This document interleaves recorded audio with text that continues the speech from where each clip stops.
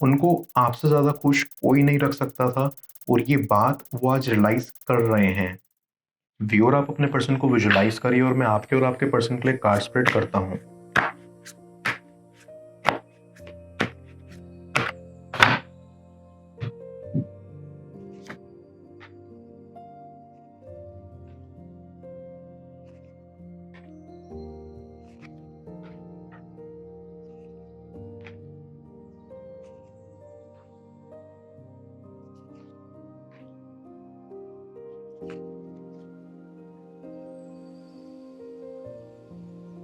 I feel here कि आपका person एक ऐसा इंसान है जिनको ज़िंदगी में अकेले रहने की आदत हो गई है।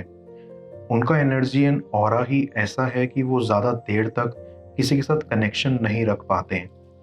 वो अपनी कंपनी ज़्यादा एंजॉय करते हैं। इस चीज़ के पीछे रीज़न तो काफ़ी है, लेकिन हाँ, वो आपके ना होने का उनकी ज़िंदगी में रिग्रेट तो काफ़ी ज़्यादा रखते हैं। वैसे तो I am getting a strong feeling कि आपका पर्सन एक बहुत ही ज़्यादा मैच्योर, लॉजिकल एंड एनालिटिकल इंसान है, बट उनकी सबसे बड़ी प्रॉब्लम ये है कि वो बहुत ही ज़्यादा ओवरथिंक करते हैं एंड किसी भी सिचुएशन को लेके इतना ज़्यादा उलझ जाते हैं कि उन्हें समझ नहीं आता कि अल्टीमेटली वो क्या करें।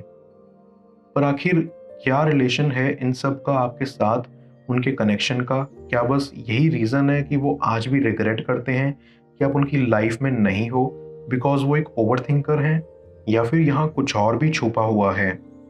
The thing that I understand here is कि आपके पर्सन का एक पास्ट में काफ़ी गहरा ट्रॉमा रह चुका है। उनका एक काफ़ी बुरा एक्सपीरियंस रहा है जहां उनको लगा कि उनका पास्ट का partner was right for them, लेकिन ऐसा बिल्कुल भी नहीं हुआ।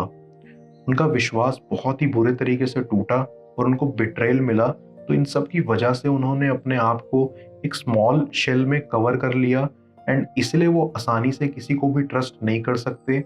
और यही आप लोगों के साथ भी हुआ।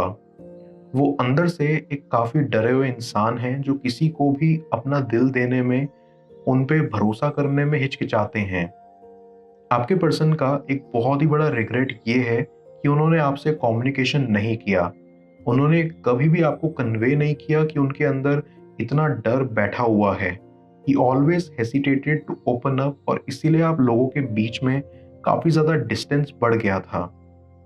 आपका पर्सन अभी एक हीलिंग जर्नी में है और वो धीरे धीरे अपने पास्ट एक्सपीरियंसेस एंड ट्रॉमा से रिकवर कर रहे हैं। अब दिल तो बिल्कुल कांच जैसा है, एक बार टूटता है तो उसे जितना भी जोड़ो दाग तो रह ही जाते हैं ना। और ये एक बड़ा रीज़न था कि वो आप पर खुल के ट्रस्ट नहीं कर पाए। जब आप अपने पर्सन की लाइफ में आए तो वो फिर आपके लिए फील करने लगे। उन्होंने आपके लिए एक सॉफ्ट कॉर्नर डेवलप करना शुरू कर दिया एंड इस बात ने उनको काफ़ी ज़्यादा डरा दिया। उन्हें पता था कि आप कितने अमेजिंग हो, बट वो बहुत ही ज़्यादा डरे हुए थे एक नई रिलेशनशिप में जाने के लिए। और ऑनेस्टली उस पॉइंट पर वो बिल्कुल भी रेडी नहीं थे मूव ऑन होने के लिए। उन्होंने ना अपनी आंखों पे जानबूझ के पट्टी बांध रखी थी। वो ये बहुत अच्छे से समझ रहे थे कि आप अलग हो। इनफैक्ट आपके जैसा अच्छा एंड केयरिंग इंसान से वो इससे पहले कभी नहीं मिले थे और वो डर गए। वो अपनी फीलिंग्स को पुश करते रहे एंड अपने इंट्यूशन की उन्होंने नहीं सुनी। शायद अगर आज वो आपसे खुल के अपने फियर्स एंड इनसिक्योरिटीज के बारे में बात कर लेते ना, तो शायद आज आप दोनों एक हैप्पी कपल होते। आपने उनके लिए बहुत इंटेंसली फील करा था और इस बात से आपका पर्सन काफ़ी वेल अवेयर था एंड ये बात उन्हें काफ़ी स्ट्रेस आउट कर गई। उनके अंदर एनर्जी नहीं थी कि वो एक और हार्ट ब्रेक फेस करें after what he went through. उन्होंने आपको कभी भी एक प्रॉपर क्लोजर नहीं दिया and that is the reason why he regret so much.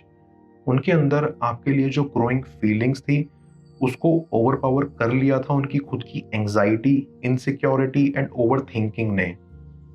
दूसरी चीज जो वो रिग्रेट करते हैं वो ये कि उन्होंने विदाउट इवन ट्राइंग क्विट कर दिया। आप लोगों का कनेक्शन काफी इनिशियल स्टेज में ही था, बट उन्होंने मौका देखते ही सब कुछ एंड कर लिया। अब रीजन यही था कि उनको लगा कि वो अकेले ही अच्छे हैं और किसी की उन्हें जरूरत नहीं है।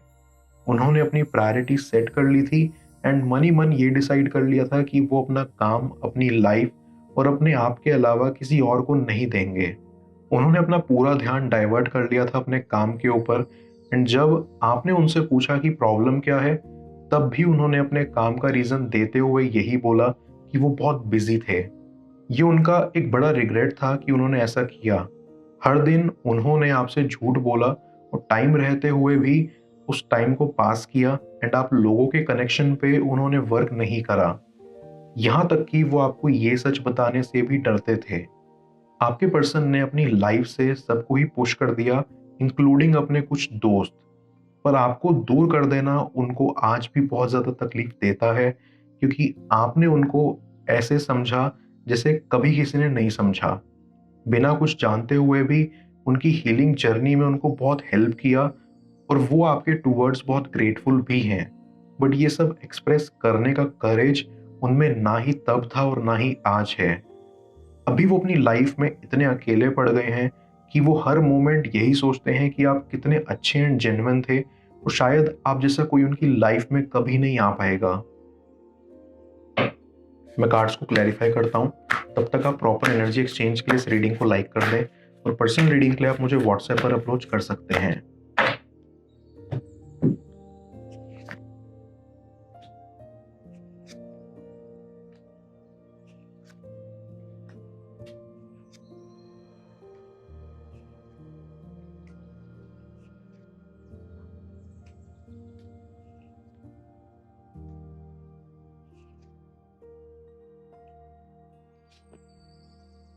I get a very strong feeling कि आपका पर्सन एक ऐसा इंसान है जिन्होंने अपनी लाइफ में अच्छे से ज़्यादा बुरे को देखा है।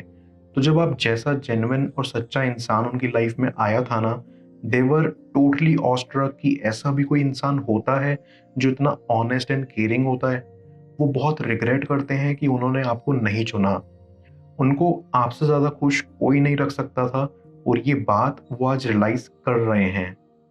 वो रिग्रेट करते हैं इस बात का कि उन्होंने अपनी हैप्पीनेस को अपने हाथों से पुश कर दिया, बिकॉज वो इतना डरे हुए थे कि फ्यूचर में भी अगर वो इतना हर्ट हुए तो वो शायद इतना टूट जाएंगे कि कभी उठ के खड़े ना हो पाए।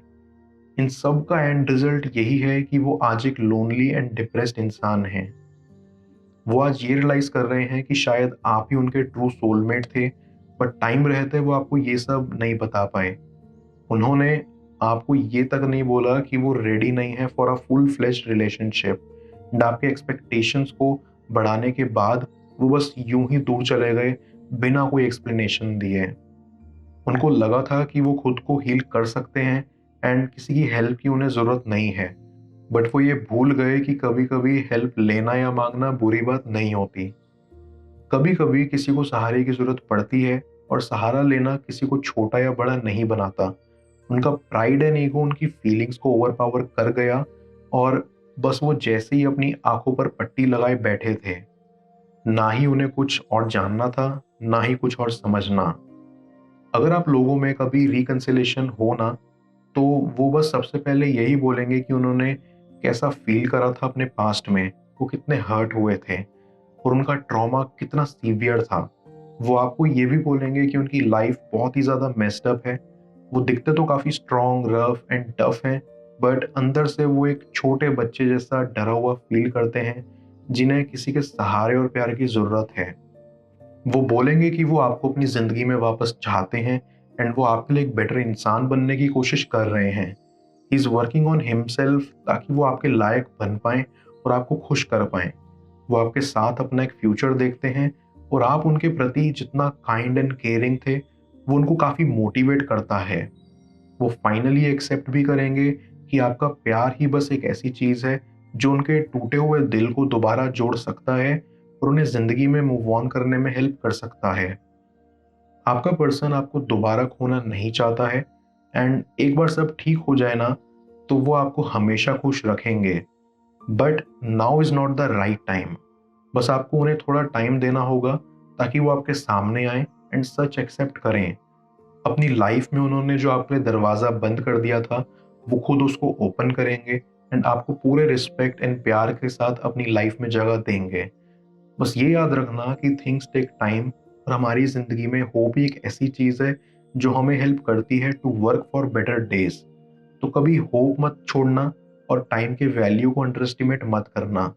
Everything will work out, just have faith on yourself and your love. मैं ओरेकल ऑफ द फेरीज की मदद से यूनिवर्स से आपके लिए एडवाइस पूछूंगा। देखते हैं यूनिवर्स आज आपको क्या एडवाइस करना चाह रहा है।